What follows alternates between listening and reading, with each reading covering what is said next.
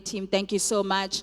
And we started last week on a beautiful journey on building our wealth, and we started in terms of how to save. Amen. We went through some of the ways that you can save and make saving an habit in terms of building wealth.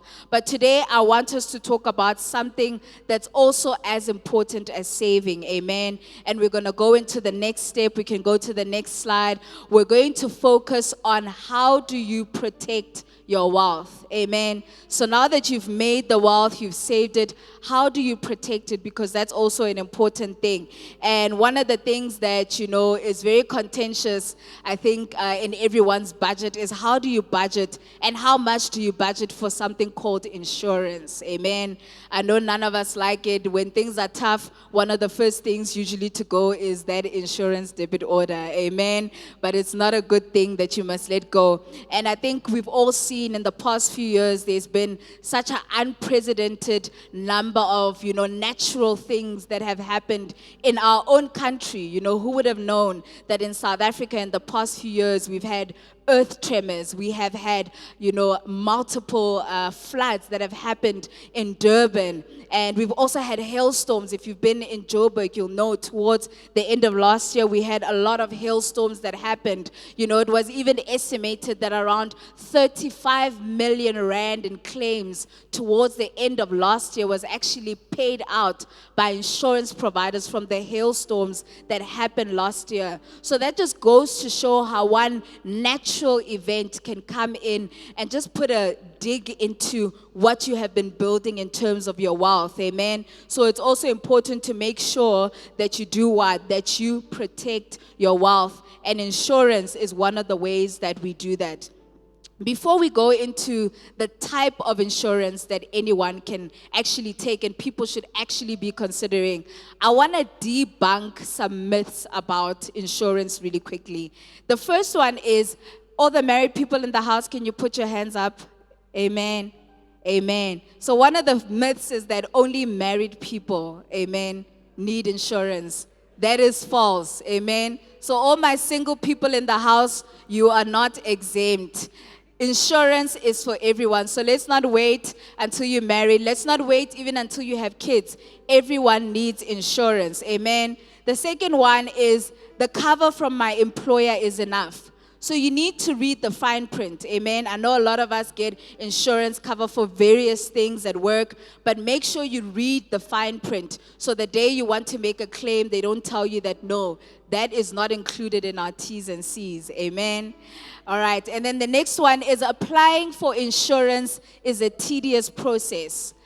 Thank goodness to the digital age that we are in. Amen. I can assure you, even while we're doing announcements right now, you can quickly go to your bank and you can apply for insurance. Amen. By the end of service, you can be insured and you can drive with ease on the highway. Amen. All right, let's go to our next slide. Just a few more myths around it is that life cover is unaffordable. That's one of the biggest myths. So life cover can start at any amount that is affordable to you.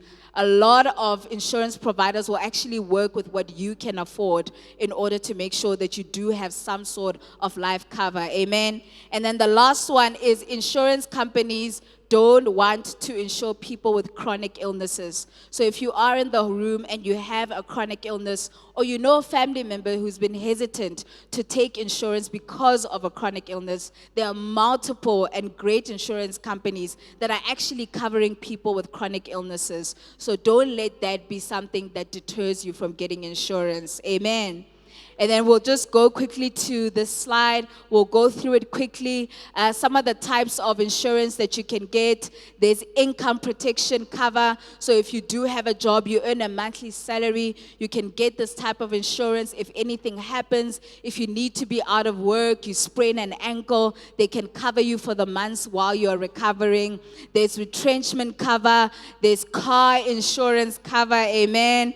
I know a lot of us don't like to hear about car insurance cover because it's one of those things that we want to leave behind. And a very scary statistic came out from Auto Pedigree, and they said that it shows that in South Africa, 65 to 70% of approximately 12 million vehicles in South Africa are uninsured. Amen.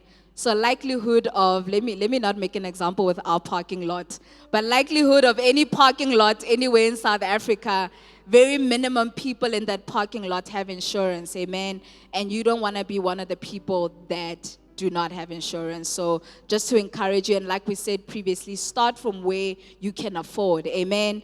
There's disability cover, there's dread disease cover. You know, we trust God to protect our health, but in the case that something does happen, you want to make sure that you're covered, especially if you have kids, especially if you have dependents. Amen.